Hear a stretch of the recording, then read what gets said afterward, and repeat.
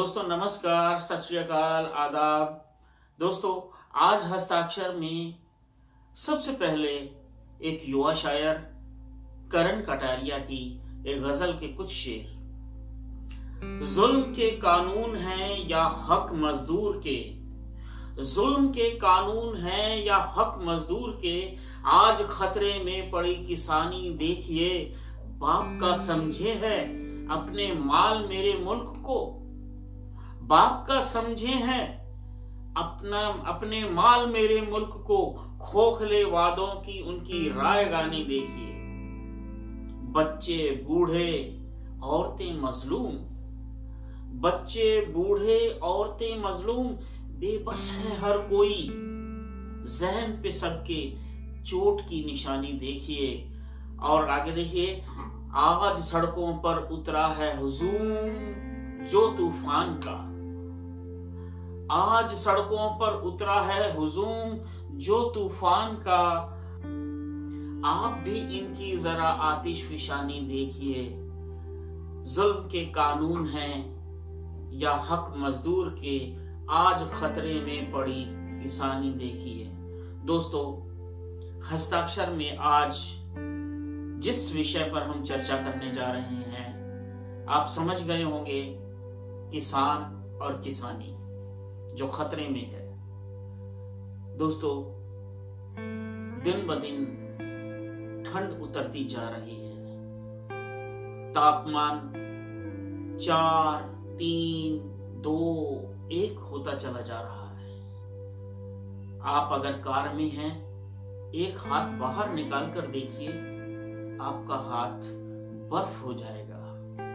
दोस्तों ऐसे समय में किसान न केवल खुद बल्कि उसका पूरा परिवार आज सड़कों पर पड़ा है। दोस्तों यह लड़ाई लंबी लड़ाई है, यह लड़ाई अन्नदाता की है, यह लड़ाई केवल अन्नदाता की नहीं है दोस्तों, यह लड़ाई हम सबकी है। क्योंकि हम सोना चांदी नहीं खाते, हम पैसे नहीं खाते, हम अन्न खाते हैं, हम रोटी खाते हैं। और वो रोटी जो किसान के खेत से पैदा होती है, जो रात दिन की मशक्कत के बाद रोटी हम तक पहुंचती है, वह किसान ही देता है। दोस्तों रोटी देने वाला, सबका पेट भरने वाला आज अपने पेट के लिए मजबूर है और सड़क के किनारे पड़ा हुआ है। दोस्तों यह केवल उसकी लड़ाई नहीं है, यह हम सब की लड़ाई है कि अगर किसान को वे बिल मंजूर नहीं है तो जबरदस्ती काहे की। करण कटारिया की यह गजल बोलने का, कहने का सिर्फ एक ही मेरा मकसद था। ये पूरी गजल किसानी आंदोलन की तर्जुमानी करती है। आज देश का हर संजीदा और खास आदमी अन्नदाता की पीड़ा को देख रहा है, उस पहाड़ को बढ़ते हुए देख रहा है, और देख ही नहीं रहा, उसको महसूस भी कर रहा है। दोस्तों यह पहाड़, पीड़ा का पहाड़ जल्दी भर भरा कर गिर जाए, ऐसा हम चाहते हैं। दोस्तों हम महसूस करते हैं, पंजाब, हरियाणा, राजस्थान, मध्य प्रदेश, महाराष्ट्र और तमिलनाडु से आते हुए उन किसानों के जत्थों को देख रहे हैं। लगातार किसान आ रहे हैं और इस आंदोलन में शरीक हो रहे हैं। क्या सभी किसान उस बिल को समझ नहीं रहे हैं? क्या सभी किसान इस बात से अनजान हैं कि वे बिल उनके फायदे के हैं या नुकसान के हैं? दोस्तों ये वो किसान है जो मुट्ठी भर चावल उठाकर बता सकता है यह चावल उत्कृष्ट है या निम्न कोटि का है। वो अपने हक के लिए लड़ना भी जानता है और मरना भी जानता है। दोस्तों यही नहीं, जो लाखों किसान आ रहे हैं, उनकी पीड़ा को समझने वाला आम आदमी भी सामने आया है। हम साक्षी रहे हैं उस आंदोलन के, जिस आंदोलन की मैं बात कर रहा हूं। सदियों सदियों तक ऐसा आंदोलन न देखा गया, न सुना गया। दोस्तों, किसी भी देश में इतनी देर तक चलने वाला, इतने लोगों को साथ लेकर चलने वाला और हिंसा रहित आंदोलन शायद आपने नहीं देखा होगा। इस देश में मिरेकल होते हैं। यह देश गांधी का देश है, सत्य और अहिंसा का देश है। लोग बातें करते हैं सत्य और अहिंसा की। पंजाब के लोग, किसान लोग, देश के लोग उस सत्य और अहिंसा को चरितार्थ करके दिखाते हैं। दोस्तों, आपके सामने है, लाखों लोग सड़कों पर बैठे हैं और व्यवस्था इस तरह से हो रही है, सब कुछ मिल रहा है उनको, लेकिन वे लड़ रहे हैं। वे हिलेंगे नहीं जब तक अपने हक ले नहीं लेते। ऐसे समय में वहां सेवा करने वालों की कोई कमी नहीं है। आप देखिए कि लंगर चल रहे हैं, कहां से अनाज आ रहा है, कहां से खाना पक रहा है, कैसे लोग एक दूसरे का सहयोग कर रहे हैं, कैसे किसी गांव से उठकर बार बार आता है और मुफ्त सेवाएं देता है बाल काटने की, कैसे कंबल बांटे जाते हैं, कैसे टेंट लगाए जाते हैं ताकि सर्दी से कुछ बचाव हो सके। लेकिन दोस्तों, ये कहना बड़ा आसान है कि उनके पास तो सब कुछ सहूलियतें मुहैया करवाई जा रही हैं। मैं दावे के साथ कहता हूं कि आप टेंट लगी ट्रॉली में एक रात काट के तो देखिए, आपको पता चल जाएगा कि ये आंदोलन आसान नहीं है, ये रातें काटनी आसान नहीं है। लेकिन इस देश के किसानों ने लोहा लेना सीखा है। दोस्तों, अब मैं बात करना चाहूंगा साहित्यकारों की। आप सोच रहे होंगे किसानों की बात करते करते मैं अचानक साहित्यकारों की बात क्यों करने लगा।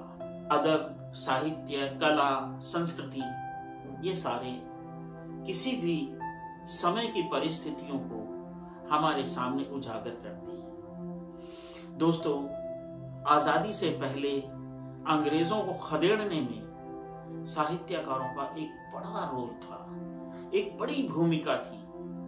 आजादी से पहले जितने आंदोलन हुए, वह खेड़ा सत्याग्रह हो या नील की खेती का विद्रोह हो या नेपाल का किसान आंदोलन हो, आजादी से पहले जितने भी आंदोलन हुए उनमें सभी में साहित्यकारों की भूमिका रही। कुछ में आगे चले, कुछ में साथ दिया। हिंदी के मैं उन साहित्यकारों की, अदीबों की बात करना चाहूंगा जो किसानों के पक्ष में आवाज उठाते रहे। इनमें सबसे बड़ा नाम मुंशी प्रेमचंद का है। प्रेमचंद जिम्मेदारी व्यवस्था के खिलाफ खड़े रहे। होता यह था कि अंग्रेज कुछ बड़े धननाड़ जमींदारों के साथ मिलकर आम किसानों का, गरीबों का, मजदूरों का शोषण करते रहे। उस शोषण के खिलाफ एक लंबी लड़ाई साहित्यकारों ने लड़ी। प्रेमचंद का उपन्यास गोदान इसका एक बड़ा उदाहरण है। पूस की रात, ठाकुर का कुआं, ये सारी कहानियां, कफन, ये सारी कहानियां गांवों की हैं, किसानों की हैं, मजदूरों की हैं, सर्वहारा वर्ग की हैं।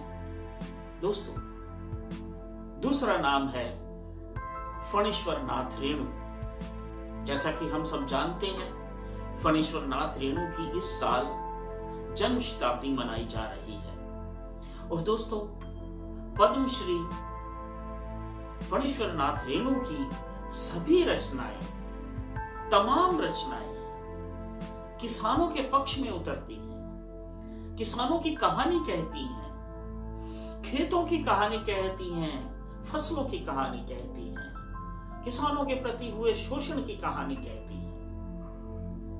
उनका उपन्यास मैला आंचल ले लीजिए या परती परी कथा ले लीजिए,